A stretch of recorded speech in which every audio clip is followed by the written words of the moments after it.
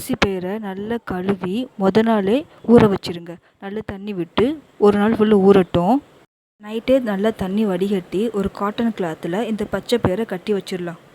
கட்டி வச்ச பாசிப்பயிறு காலையில் எடுத்து பார்த்தா ஸ்ப்ரவுட்ஸ் மாதிரி ஆயிருக்கும்.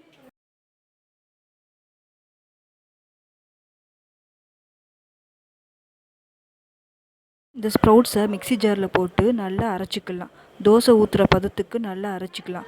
அரைச்சி இதில் சால்ட்டு சேர்த்து நல்லா அரைச்சிக்கோங்க. தோசை ஊற்றுற மாவு மாதிரி ஆட் பண்ணிக்கலாம். இப்போ தோசை பதத்தை சுட்டு எடுத்ததுமே பாசிப்பயிறு ஸ்ப்ரவுட் தோசை ரெடி. உடம்புக்கு ரொம்ப ரொம்ப ஹெல்த்தி. எல்லாருமே சாப்பிடலாம். குழந்தைங்களுக்கு ரொம்ப நல்லது.